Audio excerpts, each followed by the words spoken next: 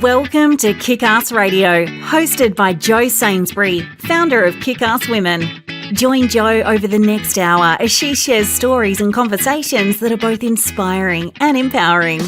Having spent over 30 years in the corporate sector, Jo Sainsbury kicked off her heels and became a coal train driver working in the rail and mining industry. It has been her goal ever since to empower and support women who are considering a career change into an industry role, making the transition as smooth as possible. Jo is a walking, talking success story of how taking the plunge into industry can open up a world of opportunity. And you can do it too. If you're a woman working in industry or considering a career change, this is the radio station for you. Let's get into this episode of Kickass Radio. Hey, hi everyone. Welcome to the Kickass Radio Show. Hope you've had a great week and you're getting prepped and primed for your wind down to the weekend and our lead up to Christmas. The silly season has well and truly kicked off and we couldn't be happier. Parties, presents and pavlova. What's not to love? But with all the extra expenses that come around this time of year, it's not just our waistlines that tend to feel the strain. So the Christmas season is filled with white lights, glad tidings, joyful music, and, let's be real, the season is filled with plain old busyness. So as December 25th approaches, we all fall prey to that seasonal bug of busyness, with all the decorating, shopping, sorting, baking, wrapping and attending our Christmas performances for the kids and their activities. Our schedules are never more so full. So again today in our Surviving the Silly Season series, I'm going to gift you some Christmas gifts to stay in control of your life without feeling like the Christmas Grinch. You are listening to the Kickass Radio Show, Kickstart, where we talk about all things women working in non-traditional roles in the varied male-dominated industries, and I tell you how it is. Today is episode 19, and we're inching our way closer to the merriest time of the year, Christmas. I'm your host, Jo Sainsbury, the Glo-getter. My background is I'm no stranger to wearing high-vis workwear, getting down and dirty in the grease and the coal dust. And my passion and purpose is to reinforce confidence, support and encourage more women to kick off their heels and tap into their steel caps and to consider pursuing these non-traditional roles and careers. So I'm going to share my knowledge, career experiences and understanding of the industries with you all. So here we are on the radio show. Now, I hope we can keep you all in good company over the coming hour. And we're just generally talking about all Christmassy stuff. We've gone off the work attitude and we're winding down. So I'm going to also take this opportunity to mention that today's show is brought to you by one of the show's sponsors, Brenjo's Earth Moving, and we'll hear a little bit more about them later on. And it's a massive, huge shout out to all the women working out on track and on site today, all over the globe. Stay safe and have a fantastic day or night shift. And this might also be a good time to mention that the radio show does and may contain some adult language. Anyway, let's get into it. So, have you ever wondered why they say watching Christmas movies is good for you? So, let's get the popcorn ready and I'll let you know about it. For many, it might not come as a surprise that Christmas movies will cheer you up. Others just need that little push to realise the already very much believable. And now there's research to prove it. And as we all know, science doesn't tell fibs. This is because the hormone dopamine is released when you watch some of the festive classics, which could, in turn, make you healthier and live longer. The silly season seems to start earlier every year, and the Christmas movie calendar is no exception. However, this year, during our COVID lockdown, we were able to start watching these tried and true favourites as early as June and July, along with the brand new movies they've added to the roster this year. And you can bet they'll all involve those C-list cast of characters falling in love in the most unconventional ways, single-handedly saving Christmas and remembering what the spirit of the season is really about. All in about a neat 2-hour block that can keep you on the couch. Even the most die-hard Hallmark Christmas movie fans will admit that the acting is certainly over the top. The plot lines are unrealistic, as in someone's hiding the fact that they're royalty, and the endings are predictable, happily ever after, naturally. So why can't we seem to get enough to the point where Hallmark is actually pumping out 24 new movies this year to feed the need? And according to an expert, behavioural scientist, there's a lot of research about that actually, and it's very reliable, that the holiday Hallmark movie plot formula takes us on an emotional journey that can be especially beneficial during the stress of the season, which keeps us coming back for more, doesn't it? So why is it good to watch a Christmas movie? For starters, seeing familiar traditions and tropes played out on the screen and knowing that it all turns out okay in the end feels good mentally. The human brain loves patterns and the predictability is congenitally rewarding, one of the experts states. However, those predictable story arcs that draw on the standard patterns we recognise from, our fairy tale stories offer comfort by presenting life as simple and moralistic, which can serve as a much needed break from the complexity of our real life holiday and Christmas season chaos. As for the absence of cinematic wow factor that becomes the hallmark tradition of these movies, sorry, I had to, there's a reason why we're so forgiving of it. The lack of reality at all levels, from plot to production, signals that the movies are meant to be escapism entertainment. The genre is well defined and our expectations follow. This enables us to suspend disbelief according to the experts once again. So what does that suspended disbelief do for us emotionally? Well, while few of us are going to switch places with a doppelganger, save Christmas for ourselves or someone else, marry a prince or a princess, fall for a person who turns out to be a billionaire, or find true love in the span of 1 hour, that's our Hallmark movies, it still allows us to experience some emotions associated with social validation, the yearning for connection, compassion and empathy. The movies provide simplistic solutions to all those stresses that the holidays can bring. Our family conflicts, isolation, or the financial pressures. The emotions we experience along with the protagonists trigger a powerful response, one that the experts say actually makes us feel more optimistic and resilient, which can help offset stress, depression and anxiety, which tends to be at the all-time high during this time of year. So how do we get the most out of your binge watch this year? You get in touch with your emotions. Positive emotions such as hope, happiness, the value of connection, appreciation and gratitude are very powerful, so they say. So don't be afraid to let yourself cry or laugh while watching, even though the plot may be absolutely stupid, silly or unrealistic. Think about how the underlying message can apply to you. Translating these stories into personal meaning can trigger a shift in your behaviour and highlight new goals. You might even, for example, think about the true meaning of the Christmas season and consider letting yourself off the hook if you try to do too much to make that perfect Christmas time. Connect with a strange family or distant friends, or take steps so you enjoy the Christmas period a little more. Allow the stories to give you hope about possibilities. And I have to say, Hallmark movies give us hope for things like love, true happiness, overcoming obstacles, and compassion. Recognise that these possibilities exist in your life, rather than focusing on the unlikelihood of specific plot points that led the protagonist there in the first place. Recognise what you value most. A recurring theme of Hallmark movies is the return of what really matters for the main characters. So as you're watching, experts recommend that we translate that back into our own lives to remind ourselves of the things that we value, such as family or friends, and to refocus ourselves during these holiday periods. Don't like it? Don't watch it. It's as simple as that. There's absolutely no benefit to forcing yourself to sit and watch one of these Christmas movies if all you can do is focus on the bad acting and the plot holes. If you find yourself reacting negatively, feel free to go and do something else.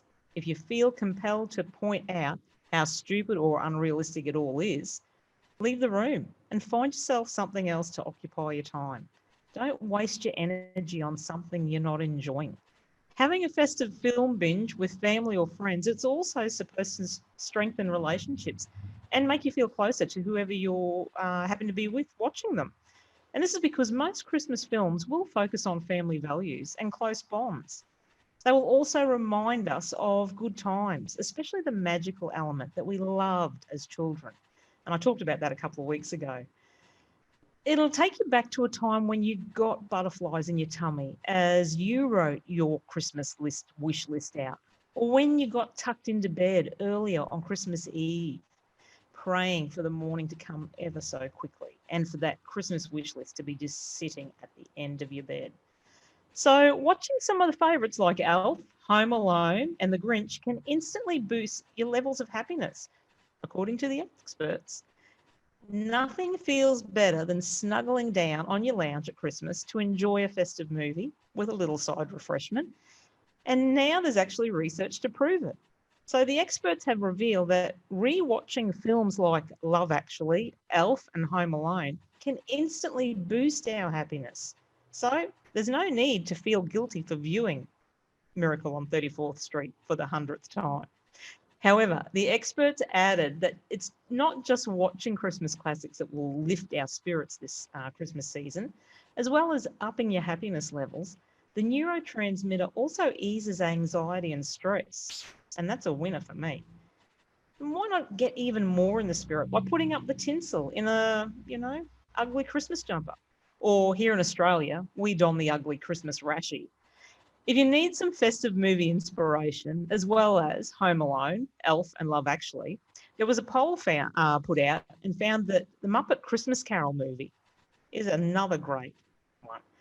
And so I found the list of the best Christmas movies of all time, and they are Home Alone, Elf, It's a Wonderful Life, of course, the Muppet Christmas Carol, my favourite, National Lampoon's Christmas Vacation, The Nightmare Before Christmas, Miracle on 34th Street, The Santa Claus, Love Actually, The Holiday, and we cannot dismiss or forget the Die Hard series.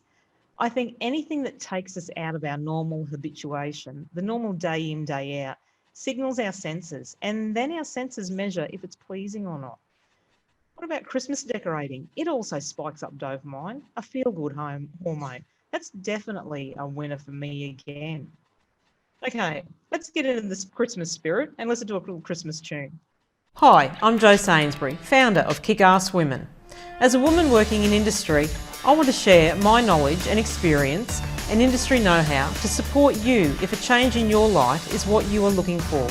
Join me on my radio show, Kickass Radio, every Friday morning at 10 a.m. across Australia or on Thursday afternoon at 5 p.m. in the US. What are you waiting for? Go on, get your glow on. Okay, let's go on a Facebook diet, starting today.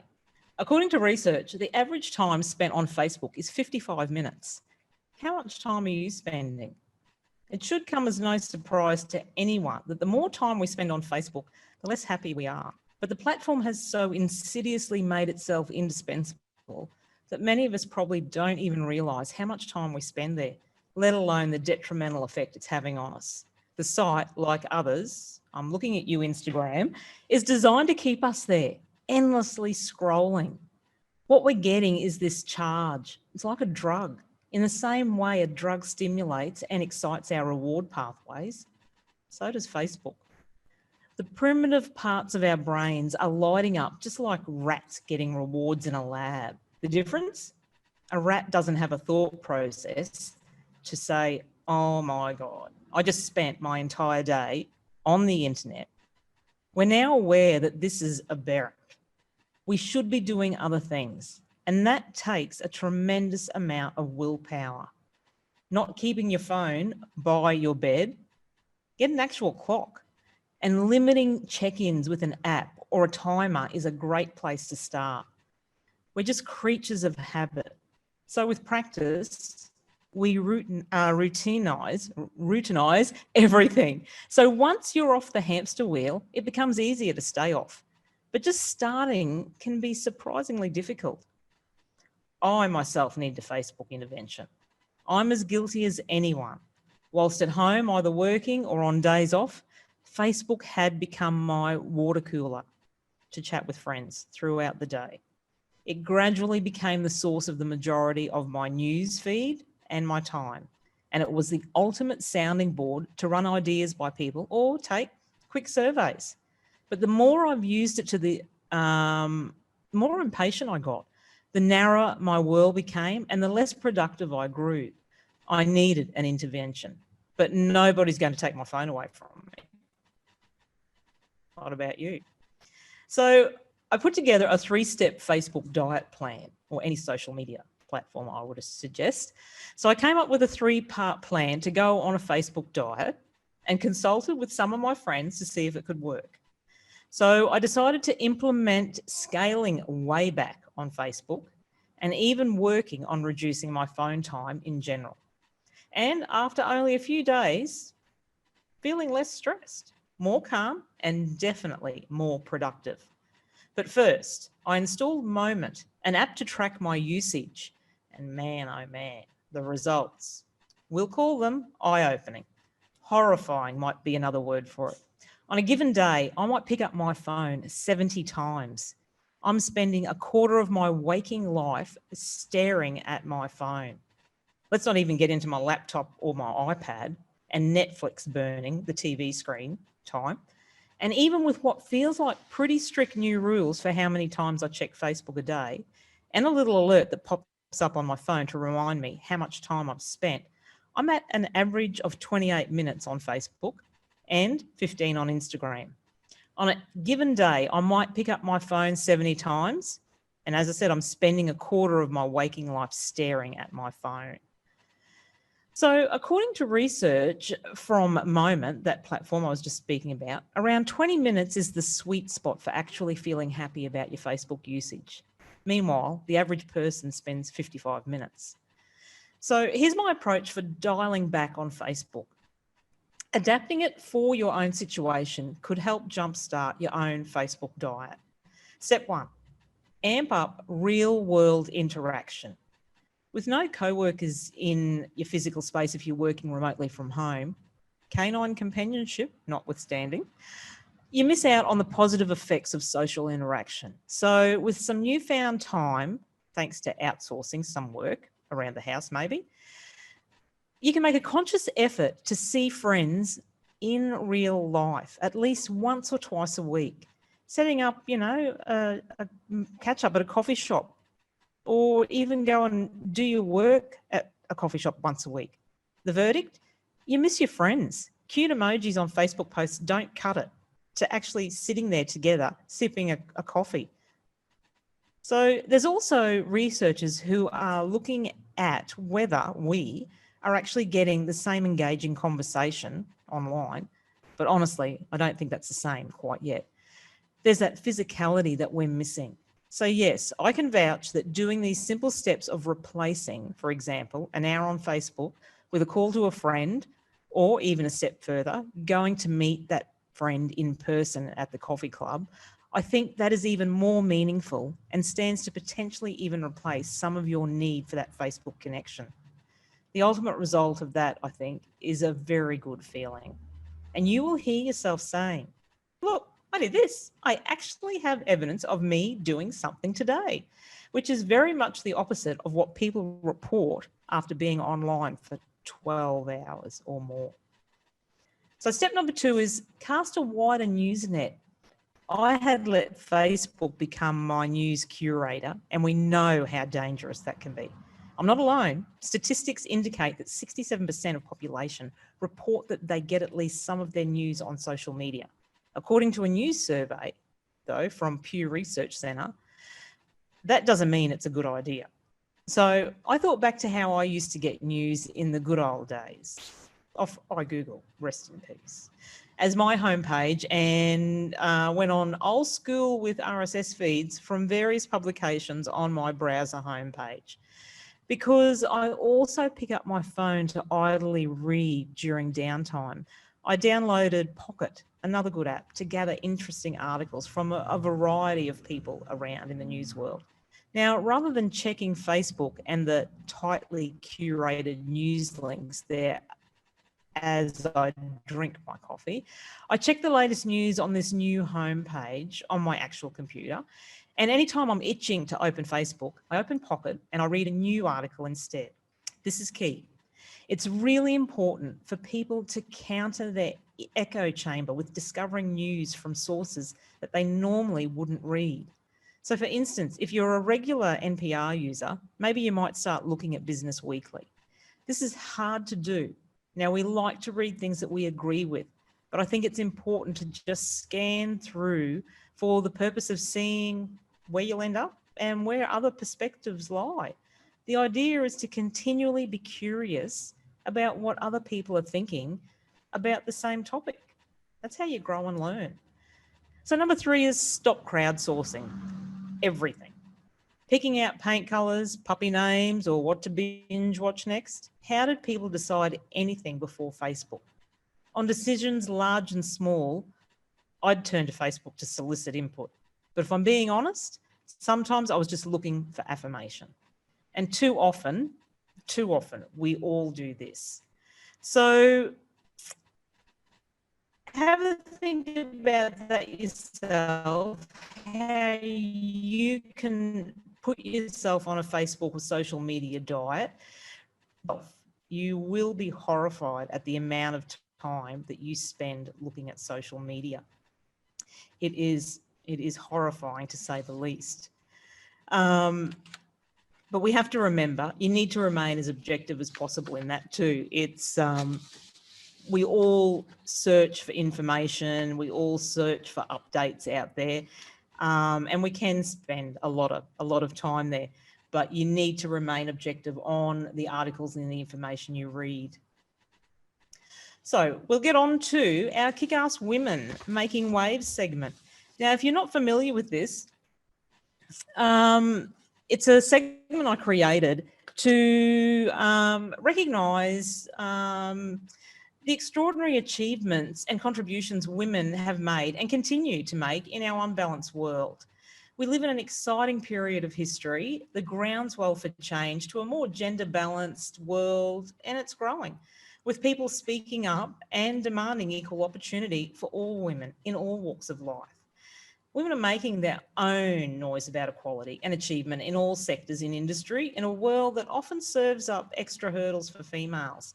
These women are trailblazers who, through courage and perseverance, challenge the status quo, defying societal norms with the love of their work and improving the quality of life for many. They are mothers, daughters, sisters, and they are worthy to be honoured. So each week I share a spotlight on one of these extraordinary women who are making a difference and that are inspiring role models. So this week's Kick-Ass Women Making Waves spotlight is on Tegan Dowler of the BCW. Now, I've been privileged to be a guest on Tegan's Tuesday morning Smoko Chats, and Tegan was this week awarded the 2020 Australian Mining Prospect Awards for contribution to mining. Tegan is the founder of the BCW, and she has over 15 years experience in the heavy industry with a focus on diversity and inclusion, cultural change and coaching. She has delivered 900 plus hours of one-on-one coaching and has worked with 500 plus leaders through workshops, coaching and consulting services. And Tegan is also the author of Rules of the Game, Women in the Masculine Industries, which provides you recommendations from her own experience and those of over 50 women and men to achieve success in traditionally masculine industries. And as a leader in the area of diversity, inclusion and leadership, Tegan is regularly asked to comment on industry developments. She has been quoted in the Australian House of Representatives, featured in a range of magazines and interviewed on multiple live shows. And along with her professional endeavour, Tegan is proud to be a co-founder of the not-for-profit Diversity Practitioners Association in Australia. The DPA's mission is to provide support for individuals, practitioners and organisations actively seeking to build and sustain diverse and inclusive organisations. She was also a ministerial committee member for 8 years of the School for Student Leadership, which offers a unique residential education experience for Year 9 students. Tegan has tirelessly and passionately built her business up from her initial little blog. How her passion project turned into an organisation that is helping to shift the culture of the heavy industries. Tegan says it's been a blast and she can't wait to share the next chapter with us all. So congratulations, Tegan Dowler. You are one hell of a kick-ass woman making waves. The Shout Out to Kick-Ass Women Making Waves series is all about recognising that our success and where we are in life is at least somewhat thanks to the efforts, support, mentorship, love and encouragement of others. So is there someone that you want to dedicate a shout out to? Nominate someone for Kick-Ass Making Waves, and it's built on recommendations and shout outs from the industries and from our co-workers and fellow industry reps. It's how we uncover these hidden gems. So if you know of someone that's deserving of recognition, please let me know. Email me at Jody, Jody, at kickasswomen.com.au. Let's hear from one of the show's sponsors. Hey Glo-getters, have you heard about Kickass Women? Founded by Jo Sainsbury, Kickass Women is dedicated to empowering and supporting women who are considering a career change into an industry role. Visit our brand new website at www.kickasswomen.com.au or follow Kickass Women on Facebook and LinkedIn today to keep up to date with all things Kickass Women and the incredible opportunities and content we have for you. See you there, Glo-getters. So now we've said over and over, Christmas is usually a time for celebration and merriment. Presents under the tree, families coming together, and some overindulgence. However, things are so vastly different this year. And while not minimising the sadness or disappointment people are feeling around that, there are many ways you can mentally prepare for the challenges, as well as making the days around Christmas meaningful and enjoyable. People are concerned about how this Christmas is going to play out, and the best way to deal with that is to plan for uncertainty. It's perfectly normal to be stressing about what ifs, and by allowing yourself some time to reflect on the fact that it's not going to be a normal Christmas, and to acknowledge the feelings around that is really important. By allowing yourself some reflective space and knowing that you're going to have to drop some expectations and deal with some of the disappointment now, that'll help us prepare. As a community, being more mindful of people who might spiral into a negative space without the normal chit-chat of people dropping in over the Christmas season, it's very vital. Back in March, there was a sense of we're all in this together. And I think people are struggling a little bit with that now. But Christmas is a time we can show we're one family, community, nation, and one world. It's about figuring out how to create a sense of meaning around what Christmas is to you, and that's different for each and every person. Without trying to put a silver lining on it, perhaps there are some things we can do to bring back that sense of community and family without the chaos. Let's not forget Christmas can be stressful in any means. So maybe we bring it back to our shared values and we try this year in and year out, and we try and have a more restful Christmas this year. So here we are at the pointy end of our Christmas preparation.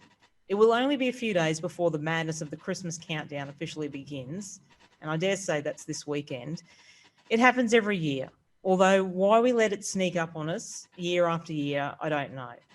November seems too early to think about the holidays, so once December hits, we just rush around like blue-ass flies, mad people, juggling work functions, our partners' work functions, holiday parties by clients and other suppliers and vendors or associates, and we've got our Christmas soirees thrown by our well-intentioned friends, me being one of them. I am one of those friends, and I apologise now for throwing a party that jams up social calendars and organising nights out. It doesn't help that Australians collectively throw up their hands at this time of year and check out on holiday. Traditionally, the job market will be in hibernation until the latter part of January. People will pause their lives until the evenings turn a little cooler, saying they will start XYZ again once they come back to work, or that they can't fit in a social catch-up until after the holidays. I say we plough on with our goals, achievements and fixtures. Haven't we written enough of 2020 off already? Now, this is how I suggest handling the season. You've got to learn to say no firmly but politely. Embrace FOMO. Support small businesses with your gift buying, but remember that larger businesses have been hit by COVID too. So maybe try to support both, especially those with Australian roots for the Australians. Remember those less fortunate than you and try to serve them in some way, be it a donation of money, your time or goods. Teach your children what the holiday season is actually about. Taking a break, recharging before another year, spending time with people who light you up, and that giving can bring just as much as a high as receiving. And we are at the busiest time of the year. It's when it's Christmas Eve, families and friends are getting together, tensions are high. It's been a long year and the indulging with eating and drinking is kicking in. How do we balance our emotions and keep healthy space from one another and take care of ourselves and our loved ones? Here's how. No drinking and driving. No driving and texting. Spend time with family. Take turns to entertain different groups if some groups don't get along. Keep hydrated. Drink plenty of water between our fizzy alcoholic drinks and our sweet indulgences. Wear your sunscreen and hats to protect your skin here in Aussie, or rug up over in the colder winter climates. Only purchase things you need. Don't overspend only to regret it later. Put together a good playlist to listen to when driving or travelling. This keeps you in good spirits. I love my music. And remember, it's an emotional time for many of us as we remember lost loved ones. It's important to be kind and mindful of others. Drive safely. We all deserve to get to our destinations safely. And I cannot reiterate that and say that enough. Most of all, love one another and be respectful and patient with one another. So why do we talk about giving at Christmas? Why is Christmas time a time for giving? Are you thinking about giving back this Christmas? Christmas time is a wonderful opportunity for helping others and, of course, is more well known for the time where we share gifts. You might be wondering why Christmas time is the perfect opportunity for giving to others. Here's the history of Christmas giving. To understand why Christmas is a time for giving, it's important to know the history and tradition behind it. One of the main reasons why Christmas is a time for giving is to remind us of the Christmas story. Of course, it was Jesus who received the gifts of frankincense, gold, and myrrh. Each of these gifts also has its own meaning, and then there is the main gift himself. Jesus is often considered by Christians to be a gift from God to the world. This concept has evolved into the Christmas gift bringer, Kris Kringle, Santa Claus. He goes by various names around the world. In Italy, it's an old woman who delivers the gifts, while Spain believes it's the wise men themselves. There's no right answer, of course, and they all bring gifts or treats. Interestingly, presents are left in different places and opened at different times throughout the year. It all depends on where you reside in the world. For instance, in Mexico, some gifts won't be opened until the 6th of January for a celebration known as the Epiphany. There are more fun and modern traditions too, like Secret Santa. Here the person provides the gift, is kept secret throughout the exchange, or at least until the gift is given. It's become popular in work groups and large groups of friends and families now around the world. Helping those in need. Of course, Christmas giving also provides the chance for us to help those who are less fortunate than ourselves and that they need more support. Charity donations are often more popular during the festive period. And this is perhaps once again because we remember the Christmas story and how they helped that family regardless of their circumstances. I just need to look back at here. And there are a variety of different ways to partake in Christmas donations as well. There are charity gift cards that can be provided as a gift to a loved one, or there are charity gift vouchers where the recipient is able to choose what charities they donate the money to. It's a great way to celebrate the Christmas time tradition of giving. And Christmas charity gift cards aren't the only way you can give back through the festive period, of course. You can also think about providing your time to a cause and volunteering. Ultimately, Christmas is much about giving as it's receiving. It's embedded in our culture as a time where we give to those less fortunate than ourselves. And one of the most popular Christmas tales of all time, A Christmas Carol, is a message on the benefits of being charitable and the dangers of only thinking about yourself. Okay, that's it. We'll go to another little audio advert of one of our sponsors and we'll wrap the show up. Hi Glo-getters, we're Brenjo's Earth Moving, a professional earth moving business specialising in a range of infrastructure works across a variety of industries, located in Mackay, Queensland. Here at Brenjo's, we're a family-owned company backed by an incredible team. We've seen firsthand the incredible benefits that come from promoting and supporting a diverse workplace. We're so proud to be sponsoring Kickass Radio and Kickass Women's Mission to support women entering into non-traditional roles and careers.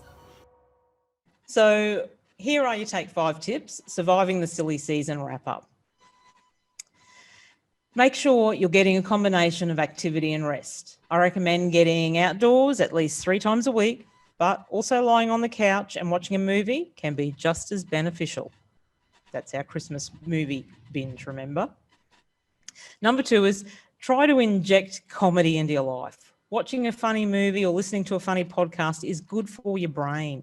Laughter releases endorphins.